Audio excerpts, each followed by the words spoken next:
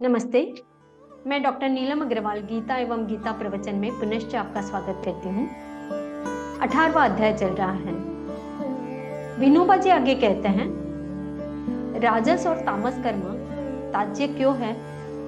इसलिए कि वे शुद्ध नहीं हैं।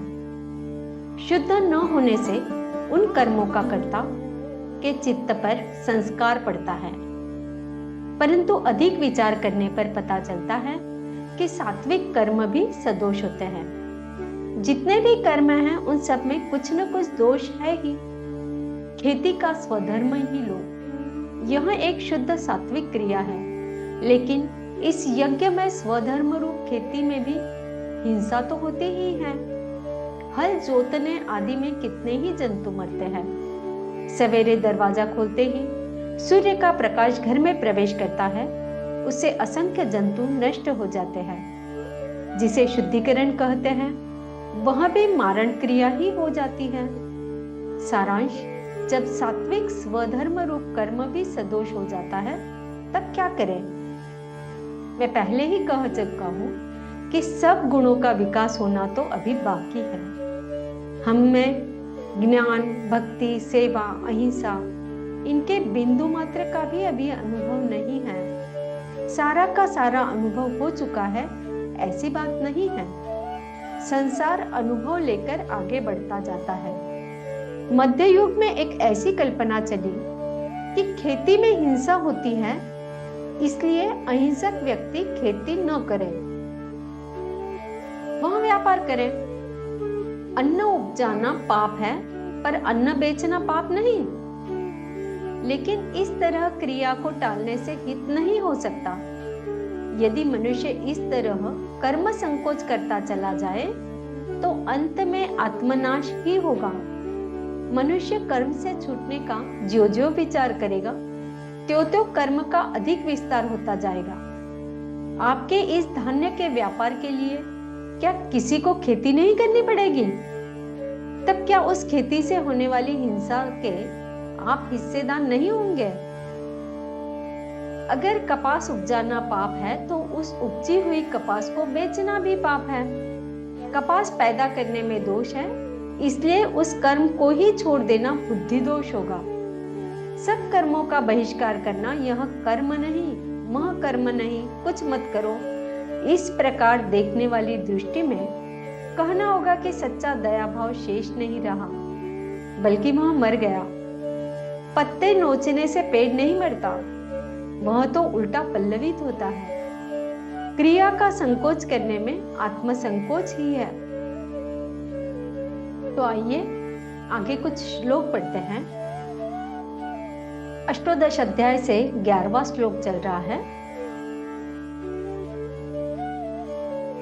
न हि देहभृतां शक्यं त्यक्तुं कर्माण्य शेषता यस्तु कर्मफल त्यागी स त्यागेत्यभिधीयते।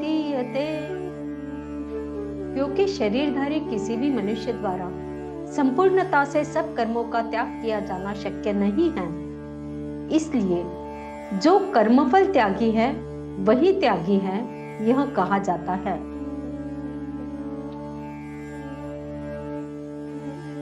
अनिष्टम इष्टम मिश्रम च त्रिविधम कर्मण फलम भवत्यत्यागिनां प्रेत्य न तो सन्यासिनां क्वचित्।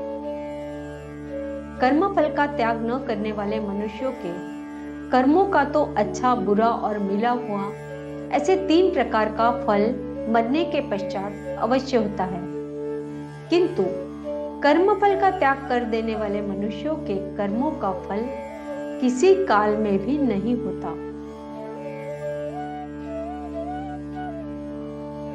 पंचैतानि महाबाहो कारणानि निबोध मे सांख्ये कृतान्ते प्रोक्तानि सिद्धे सर्वकर्मणाम्।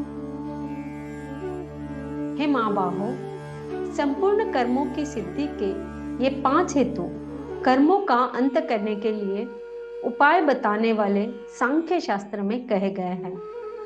उनको तू मुझसे भली भांति जान। अधिष्ठानं तथा कर्ता करणं च पृथक्विध विविधाश्च पृथक् चेष्टा दैवं चैवात्र पंचमम्। इस विषय में अर्थात कर्मों की सिद्धि में अधिष्ठान और कर्ता तथा भिन्न भिन्न प्रकार के करण एवं नाना प्रकार की अलग अलग चेष्टाएं और वैसे ही पांचवा हेतु दैव है।